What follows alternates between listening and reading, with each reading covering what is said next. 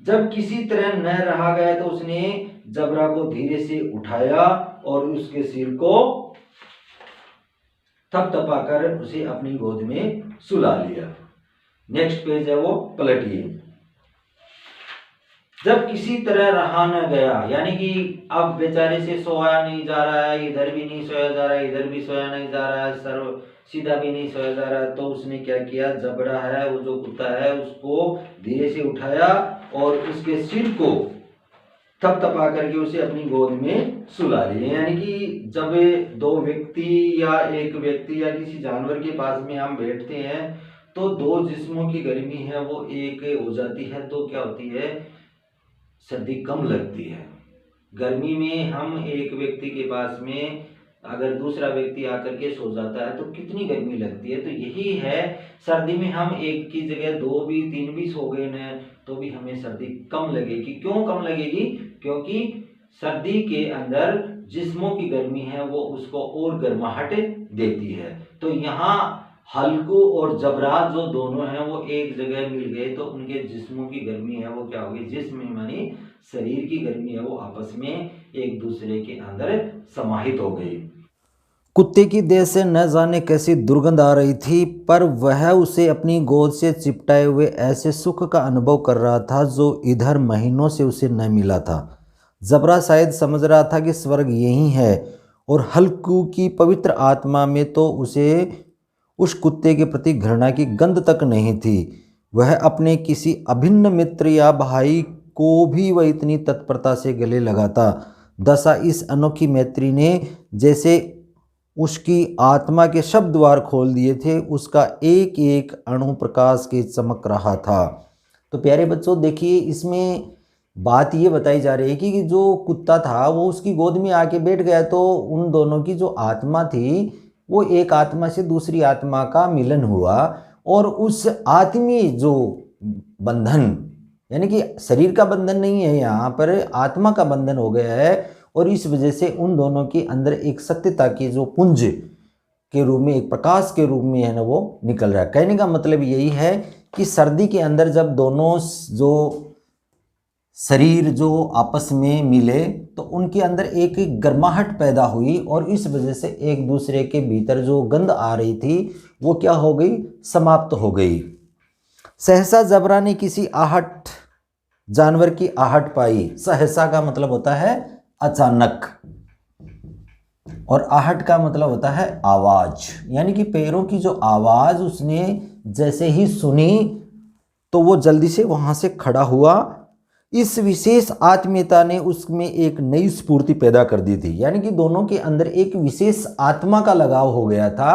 जबरा को जैसे ही एक गर्माहट मिली तो उसके अंदर भी स्फूर्ति आई, और जब मतलब हल्कू को गर्माहट जबरा के शरीर से मिली तो उसके अंदर भी स्फूर्ति आई। तो दोनों के अंदर एक विशेष आत्मीयता जुड़ी, जो आत्मा का एक आत्मा से दूसरी आत्मा का मिलन हुआ।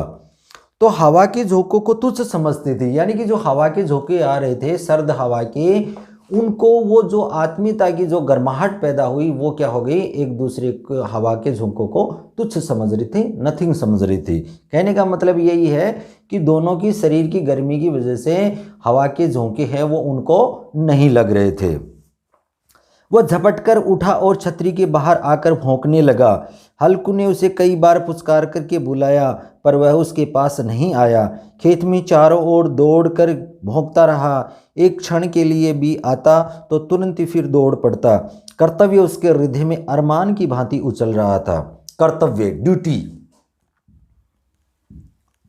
कर्तव्य है वो उसके अरमान की भांति, यानी कि आदमी के अरमान जो ख्वाब होते हैं उनको पूरा करने के लिए आदमी क्या करता है, कार्य करता है। ठीक है, अब कर्तव्य का मतलब ड्यूटी। अब ड्यूटी, अगर उस व्यक्ति की ड्यूटी ये है कि कोई काम उसको दिया गया है तो वो पूर्ण निष्ठा से, ईमानदारी से अगर करता है तो वो अपने अरमानों को क्या कर सकता है, पूरा कर सकता है। तो कहने का मतलब यही है प्यारे बच्चों, यहाँ कुत्ते की एक ड्यूटी बनी हुई है, तो वो अपने अरमान है वो क्या कर रहा है, उछल रहे हैं उसके अरमान है वो उछल रहे हैं। उसकी ड्यूटी है कि वो जानवर जो आए हुए हैं उनको वहाँ से, खेत से भगाए और अपनी मालिक की है जो उसको दिया गया है कार्यभार, वो उसको पूरी ईमानदारी से, निष्ठा से, ईमानदारी से वो उसको पूरा करे। तो यहाँ यही बात है, वो मुंशी प्रेमचंद जी कह रहे हैं कि कर्तव्य उसके हृदय में अरमान की भांति उछल रहा था। कर्तव्य है, उसकी ड्यूटी है, वो उसको अपने ख्वाब की तरह वो बाहर उछल रहा था। अब इस कहानी का तीसरा जो पार्ट है वो देखिए। 1 घंटा और गुजर गया। रात ने शीत को हवा से धधकाना शुरू कर दिया। हवा ने, अब जैसे आग धधकती है, आग से याद आया कि आग की जो लपटें होती हैं वो ऊपर उठती हैं तो उसको कहते हैं धधकना। लेकिन यहाँ आग न होकर के क्या है, शीत की जो हवा चल रही है उससे रात है वो क्या हो रही है, धधक रही है। धधकना मतलब गर्माहट पैदा नहीं कर रही है, यहाँ ठंड की धधकना कह रहे हैं, उल्टा विरोधाभास हो रहा है इसमें। हल्कू उठ बैठा। हल्कू को नींद नहीं आई क्योंकि हवा बहुत ही ठंडी चल रही थी और दोनों घुटनों को छाती से मिलाकर सिर को उसमें छिपा लिया। फिर भी ठंड है वो कम न हुई। ऐसा जान पड़ता था कि सारा रक्त वो जम गया है और धमनियों में रक्त की जगह हिम बह रहा है। हिम का मतलब होता है बर्फ, यानी कि उसकी जो धमनियां हैं,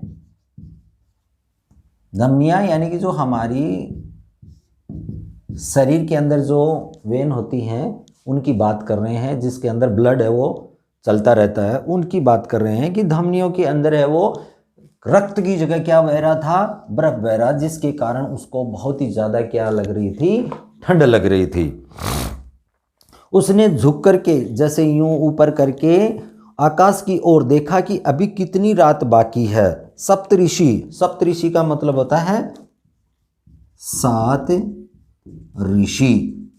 7 ऋषि, यहाँ पर आसमान में 7 तारे होते हैं प्यारे बच्चों, उनको नाम दिया गया है सप्तऋषि का, 7 ऋषियों।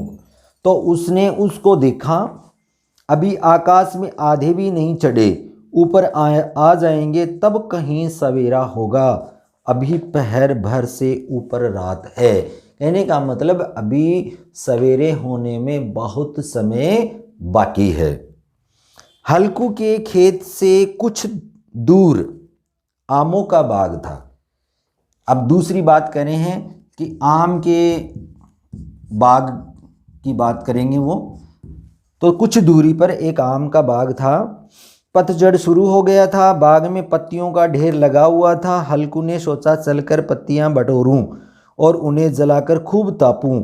रात को कोई मुझे पत्तियां बटोरते देखे तो समझे कोई भूत है, कौन जाने कोई जानवर ही छिपा बैठा हो, मगर अब जाड़े में भी तो बैठे नहीं रहा जाता।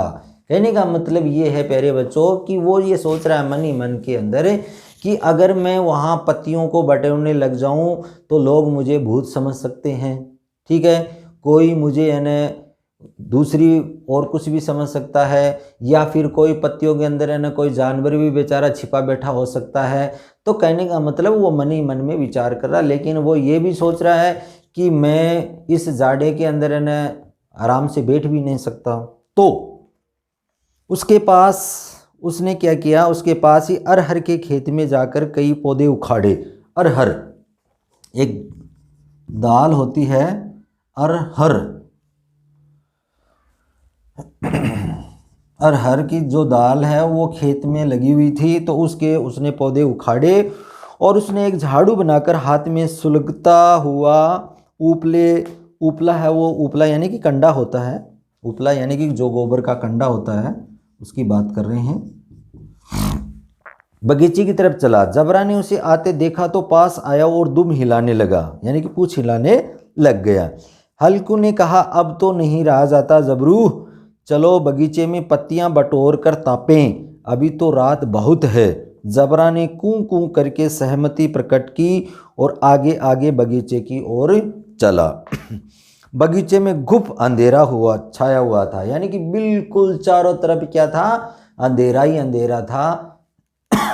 उस अंधकार में यानी कि जो गुप अंधेरा छाया हुआ था, उस अंधकार की बात कर रहे हैं। उसके अंदर क्या था, निर्दय, निर्दय का मतलब होता है जिसमें दया न हो। पवन पत्तियों को कुचलता हुआ चला आता था। पवन, पवन का मतलब होता है हवा, यानी कि जो सर्द हवा है, सर्द हवा की बात कर रहे हैं। हवा जो सर्द है उसको मुंशी प्रेमचंद जी के क्या कहा है, निर्दय, कि वो निर्दयी हवा है, वो पत्तियों को कुचलता हुआ चला आता था और वृक्षों से ओस की बूंदें टप टप नीचे टपक रही थी। यानी कि साथ में तो गुफ अंधेरा, दूसरा उसमें क्या है, जो हवा चल रही है वो भी बहुत ही निर्दयी है, और साथ में वहाँ पर ओस की बूंदें भी टपक रही थी। कहने का मतलब ये है जो पूस की रात है वो बहुत ही डरावनी भी है, शीत भी है, उसके अंदर ठंड भी है, और साथ में उसमें ओस भी पड़ रही है। हल्कू ने आग जमीन पर रख दी और पत्तियां बटोरने लगा। जरा देर में पत्तियों का ढेर लग गया, हाथ ठिठुरे जाते थे, नंगे पांव गले जाते थे, और वह पत्तियों का पहाड़ खड़ा कर रहा था। कहने का मतलब यही है प्यारे बच्चों कि उसके पैरों में है ना तो क्या है, जूते चंपल हैं, ठीक है, और ना उसके हाथों में कुछ है। कहने का अर्थ यही है कि चारों तरफ से उसके पास में बहुत ही समस्याओं का और विपत्तियों का पहाड़ है, उस पर टूट पड़ा है बेचारे पर। थोड़ी देर में उसने अलाव जल उठा। अलाव यानी कि जिसको तापते हैं हम, बैठ करके लकड़ी वगैरह जलाते हैं, आग जलाते हैं सर्दी में, उसको बोलते हैं अलाव। उसकी लो ऊपर, लो का मतलब होता है उसकी जो लपटें ऊपर वाले वृक्ष की पत्तियों को छू छू कर भागने लगी। हल्कू अलाव के सामने बैठा ताप रहा था। उसने दोनों पांव फैला दिए, मानो ठंड को ललकार रहा हो। तेरे जी में आए सोकर, ठंड की असीम शक्ति पर विजय पाकर वह विजय गर्व को हृदय में छिपा न सकता था, और उसने जबरा से कहा, क्यों जबर, अब तो ठंड नहीं लग रही है। जबर ने कूं कूं करके मानो कहा, अब क्या ठंड लगती ही रहेगी, पहले से ये उपाय न सूझा, नहीं तो इतनी ठंड क्यों खाते। जबरा ने पूंछ हिलाई। यानी कि जबरा बेचारा वो सहमति में ही वो क्या कर रहा है, उसकी हाँ में हाँ मिला रहा, तो वो सोच रहा है कि मेरे मन में ये पहले क्यों नहीं ख्यालात आए। यानी कि इस तरह से मैं पहले भी तो जला करके अपनी क्या कर सकता था, ठंड को भगा सकता था। अब प्यारे बच्चों नेक्स्ट पेज है वो पलटिए। जो इस कहानी का अंतिम जो भाग है, इस कहानी को मुंशी प्रेमचंद जी ने 4 भागों में विभाजित किया है। तो जो चौथा भाग है वो देखिए। हाँ, पत्तियां जल चुकी थी, यानी कि जो पत्तियां उसने बटोरी थी वो सारी जल चुकी थी। बगीचे में फिर अंधेरा छा गया था। जो आमों का बगीचा था उसमें अंधेरा हो गया। राख के नीचे कुछ आग शेष थी, यानी कि जब हम आग जलाते हैं तो जब राख हो जाती है तो उसके नीचे भी कुछ आग होती है, जो हवा का झोंका आ जाने पर जरा जाग उठती थी, पर एक क्षण में फिर आंखें बंद कर लेती थी। कहने का मतलब ही जैसे ही ऊपर की राख उड़ जाती तो ऐसे लगता जैसे उसने आंखें खोली हो, और बाद में उसने जैसे ही वो हवा है चली जाती तो वो आग है वो फिर से बुझ जाती, तो ऐसे लगता जैसे उसने आंखें बंद की हो। हल्कू ने फिर चादर ओढ़ ली और गर्म राख के पास बैठा हुआ एक गीत गुनगुनाने लगा। उसके बदन में गर्मी आ गई थी। बदन का मतलब होता है शरीर।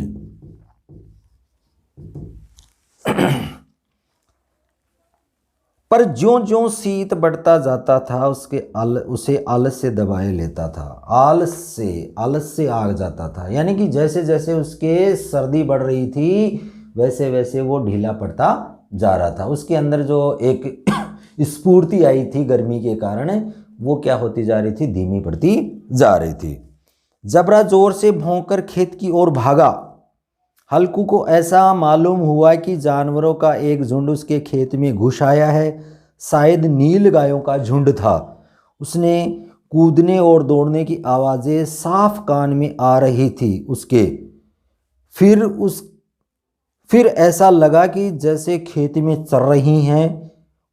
उनके दबाने की आवाज़ सुनाई देने लगी, चबाने की आवाज़ उसको लगा कि जैसे है ना नील गायें क्या कर रही हैं, उसके खेत में घुस गई हैं और वो क्या कर रही हैं, चबा रही हैं। उसके जो खेत में फसल खड़ी है उसको क्या कर रही हैं, वो खा रही हैं। उसको ऐसा महसूस हुआ, उसको कानों से सुनाई दिया। उसने दिल ही दिल में कहा, नहीं, जबरा के होते जानवर खेत में नहीं आ सकता। यानी कि उसको पक्का विश्वास था कि मेरे कुत्ते के होते हुए यहाँ कोई जानवर है वो नहीं घुस सकता, इसके अंदर नहीं आ सकता। वह नोच ही डालेगा, यानी कि उनको मार करके वहाँ से भगा देगा, उसको काट करके भगा देगा। मुझे भ्रम हो रहा है, यानी कि उसको लग रहा है कि मेरे पास जो ये अनुभूति हो रही है मुझे वो गलत हो रही है, ऐसा भ्रम ही है केवल। अब तो कुछ नहीं सुनाई देता, मुझे भी कैसा धोखा हुआ। उसने जोर से आवाज़ लगाई, जबरा जबरा। जबरा भौंकता रहा, उसके पास नहीं आया। यानी कि वो जबरा है वो बाहर ही दूर रहने क्या करता रहा, खेत में ही भौंकता रहा, लेकिन उसके पास नहीं आया। फिर खेत में चरे जाने की आहट मिली, उसको फिर लगा कि अरे रे रे, खेत में तो कुछ कोई चर रहा है। अब वह अपने को धोखा न दे सका, वह अपनी जगह से हिलना भी जहर लग रहा था उसको। इस जाड़े पाले में खेत में जाना, जानवरों के पीछे दौड़ना असूझ जान पड़ता था। यानी कि एक तरह से बेवकूफ़ी लग रही थी उसको कि यहाँ से मैं जाड़े में उठ करके खेत में जाऊँ और फिर क्या करूँ, वहाँ उनके पीछे पीछे दौड़ूँ। इसका मतलब ये बहुत ही गलत काम है। वह अपनी जगह से नहीं हिला। उसने ज़ोर से आवाज़ लगाई, लिहो लिहो लिहो। यानी कि उनको वो दूर भगाने के लिए वहीं से बैठा बैठा ही क्या कर रहा है, काम निकाल रहा है। जबरा फिर भौंका। जानवर खेत चर रहे थे, फसल तैयार थी, कैसी अच्छी फसल थी, पर दुष्ट जानवर उसका सर्वनाश किए जा रहे थे। सर्वनाश का मतलब होता है सब कुछ नष्ट करना, सब कुछ नष्ट करना, सर्वनाश। हल्कू पक्का इरादा करके उठा था इस बार, पर 2-3 कदम पर एकाएक हवा का ऐसा ठंडा चुभने वाला बिच्छू के डंक सा झोंका लगा कि वह फिर बुझते हुए अलाव के पास आ बैठा और राख कुरेद करके अपनी ठंडी देह को गरमाने लगा। यानी कि जैसे ही वो वहाँ से, इस बार उसने मन में प्रण किया कि मैं उठ करके उन जानवरों को क्या करूँगा, निकाल करके बाहर करूँगा। लेकिन जैसे ही वहाँ से वो उठ करके चलने लगा तो क्या हुआ, एक बहुत ही ठंडी हवा का झोंका आया और जैसे ही उसको लगा तो ऐसे लगा जैसे बिच्छू ने क्या किया है, डंक मारा है। और बिच्छू का जो डंक होता है प्यारे बच्चों, जिसके लगता है ना, वो मरता नहीं, वो तड़फता है। यानी कि उसको कहते हैं कि उसके अंदर है ना सिरन सी पैदा होती है, और वही सिरन है ना यहाँ उसके शरीर में हुई। तो जैसे ही वो हुई तो वो वापस आ करके उस बुझे हुए अलाव के पास में आकर के बैठ गया और राख के अंदर से आग को कुरेद करके और उसके पास में फिर से तपने लगा वो बैठने। अब नेक्स्ट पेज है वो अंतिम पेज हम पढ़ेंगे, तो नेक्स्ट पेज है वो निकाल लीजिए। जबरा अपना गला फाड़े डालता था, नील गायें खेत का सफाया किए डालती थी और हल्कू गरम राख के पास शांत बैठा हुआ था। यानी कि इधर है ना हल्कू क्या कर रहा है, आराम से बैठा हुआ है। उधर है ना खेत में क्या कर रहे हैं बेचारे, है ना क्या बेचारा वो वो जबरा है वो भौंक रहा है उनको भगाने के लिए जानवरों को। और इधर है ना वो नील गायें क्या कर रही हैं, उस खेत को क्या कर रही हैं, बर्बाद कर रही हैं, सत्यानाश कर रही हैं, उसको चर रही हैं। लेकिन वो एक अकर्मण्यता के कारण है। अकर्मण्य यानी कि जो काम नहीं करने वाला ने कि एक व्यक्ति की तरह, अकर्मण्य आलसी की तरह वो बैठा बैठा क्या कर रहा है, देख रहा है।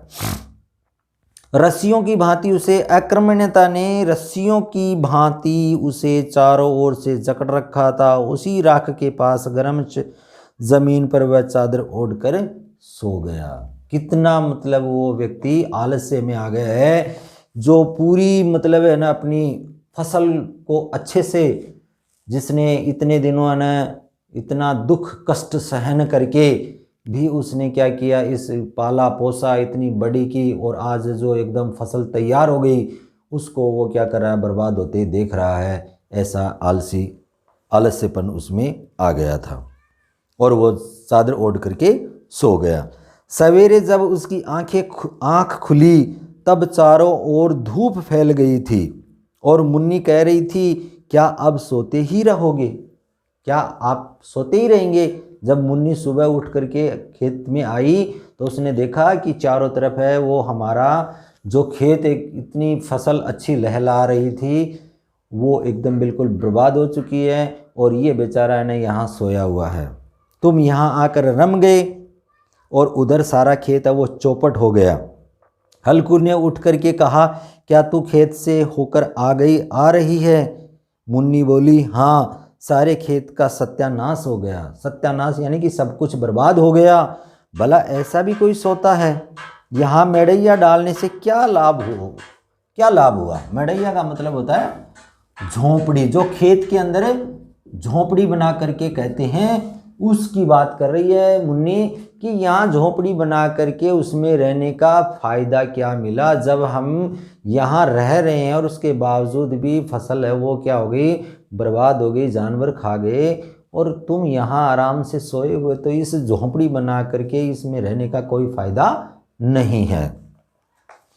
तो हल्कू ने एक छोटा सा बहाना बनाया। बहाना बनाया कि मैं मरते मरते बचा। तुझे अपने खेत की पड़ी है, पेट में ऐसा दर्द हुआ कि मैं ही जानता हूँ। कहने का मतलब है उसने अपने आप का बचाव करने के लिए एक बहुत ही अच्छा बहाना बनाया कि मुझे रात को पेट में इतना दर्द हुआ कि मैं मरते मरते बचाऊं, नहीं तो मैं रात को मर ही जाता। दोनों खेत की दशा देख रहे थे। मुन्नी के मुंह पर उदासी छाई थी पर हल्कू प्रसन्न था। एक दुखी है, एक खुश है। दुखी क्यों है मुन्नी? इसलिए दुखी है कि उसको बेचारी को पता है कि अब जो खेत की जो मालगुजारी है या टैक्स है वो क्या करना पड़ेगा, हमें मजदूरी करके भरना पड़ेगा। कहने का मतलब दूसरी जगह जा कर के जो लगान है, जो टैक्स है, वो हमें क्या करना पड़ेगा, मजदूरी करके भरना पड़ेगा। जबकि ये इस कारण से तो मुन्नी दुखी है, लेकिन जो हल्कू है वो इसलिए खुश है। क्यों? क्योंकि वो ये इस बात से खुश है कि अब उसको यहाँ खेत में आकर के सोना नहीं पड़ेगा, इसलिए वो क्या है, खुश है। तो कहने का मतलब यही है प्यारे बच्चों कि मुन्नी ने चिंतित होकर के कहा, अब मैं मजदूरी करके मालगुजारी भरनी पड़ेगी, यानी कि जो लगान है या टैक्स है वो हमें क्या करना पड़ेगा, मजदूरी करके भरना पड़ेगा। और हल्कू ने प्रसन्न मुख से कहा, रात की ठंड में यहाँ सोना तो नहीं पड़ेगा। अब वो ये चाहता है कि मुझे कम से कम यहाँ आकर के सोना तो नहीं पड़ेगा। तो ये था हमारा एक पूष की रात कहानी का चैप्टर। प्यारे बच्चों, इस कहानी के अंदर आपने देखा कि एक किसान की समस्या को मुंशी प्रेमचंद जी ने कितने सरल शब्दों में उजागर किया है। आज किसान की समस्या ये एक बहुत बड़ी समस्या है। प्यारे बच्चों, आज वर्तमान समय के अंदर अगर देखा जाए तो आज कम से कम 20-21 दिन हो गए हैं हमारे भारतीय किसान है वो और केंद्र सरकार से जो 3 बिल केंद्र सरकार ने जो किसानों के खिलाफ या किसानों को बर्बाद करने के लिए जो बनाए गए हैं, उनके खिलाफ 21 दिन से है ना वो बेचारे हैं वो क्या कर रहे हैं, उनका सामना कर रहे हैं। लेकिन केंद्र सरकार है उनकी बात को ध्यान नहीं दे रही है।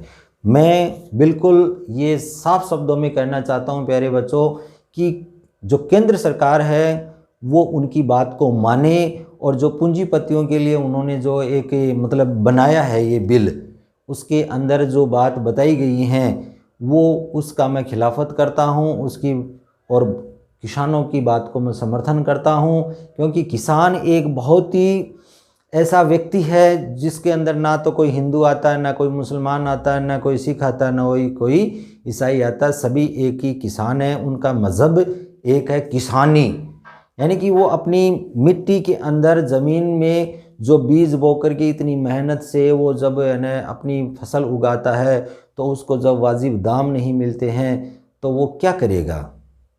उसको ऋण भी अपना कर्जा ले करके वो क्या करता है और अपनी फसल को तैयार करता है, और वही फसल है वो क्या हो जाती है, जब बर्बाद हो जाती है तो किसके सामने रोए। तो सरकार ही अगर उसकी बात को सुनेगी नहीं तो कौन सुनेगा। तो इसलिए प्यारे बच्चों, हम सब क्या हैं, किसान हैं, और मैं तो सरकार से भी ये दरख्वास्त करना चाहता हूँ कि उनकी बातों को सुने और उनकी बातों को सुन करके जो बिल पास किए गए हैं उनको क्या किया जाए, वापस हटाए जाएं, और उनकी जो सरकारी दर पर उनकी फसलों को खरीदा जाए ताकि किसान को हर प्रकार से लाभ मिल सके। एक तरफ तो हम ये कहते हैं किसान के हितैषी हैं और दूसरे किसान के ही हम दुश्मन बनते जा रहे हैं, तो ये अच्छी बात नहीं है। तो इस पाठ के द्वारा मुंशी प्रेमचंद जी ने किसान की जो समस्या को उठाया है वो बहुत ही अच्छा मुद्दा है उनका। और मुंशी प्रेमचंद जी एक ऐसे लेखक हुए हैं, कहानीकार हुए हैं कि उन्होंने समाज के अंदर जो भी बुराई देखी वो उन्होंने अपने काव्य कृति के अंदर उनको लिखा और समाज के सामने पेश किया। तो इस पाठ से संबंधित कोई भी बात आपको समझ में नहीं आती है तो बेझिझक वो मेरे से संपर्क करें, पूछें, और हर चीज़ को निवारण किया जाएगा, समाधान किया जाएगा। और जय हिंद, जय भारत।